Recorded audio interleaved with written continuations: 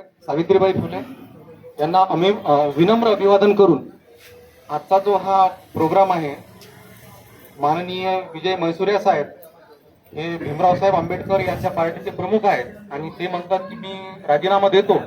मला तर याच्यातली काही पूर्ण म्हणजे हे माहिती नाही, पण परंतु मी 3-4 वर्षापासून पाहतो ही जी व्यक्ती ओबीसी व्यक्ती आहे आणि ही व्यक्ती कार्यकर्ता चांगला आहे आणि आपण अशा कार्यकर्त्याला कोऑपरेट करणं हे आपलं कर्तव्य आहे.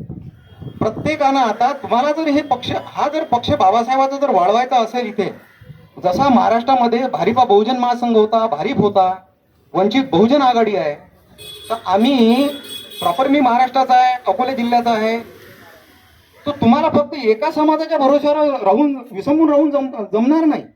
म्हणून तुम्ही प्रत्येकानं प्रत्येकाचं आद्य कर्तव्य समजा. जसं बाबासाहेबांना 340, 41, 42 दिलं, SC ST OBC ही जी मायनॉरिटी आहे, ही मायनॉरिटी एकत्र करा ना. प्रत्येकानं नाही 10 तर कमीत कमी 5 तरी जोडा.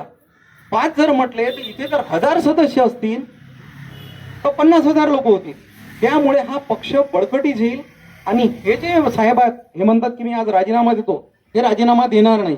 आणि मी म्हणून असं म्हणू नका की मी म्हणून. तुम्ही जर मी म्हणत असाल तर कुठलंच कार्य होत नाही. आम्ही म्हणून इथे सर्व चाला.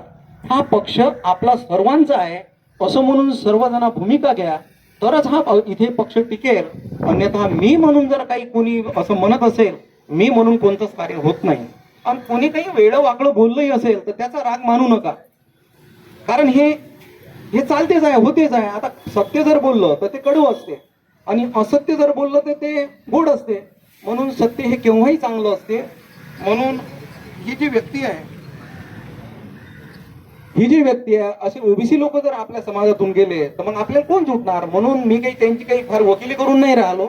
माझा म्हणण्याचा अर्थ हेच आहे की आता महानगरपालिकेचं इलेक्शन आहे. महानगरपालिकेत आपले एवढे मोठे म्हणतात 30 वार्ड आहेत, इथे 30 लोक येऊ शकतात. त्याच्यातले कमीत कमी 10 तर आले पाहिजे.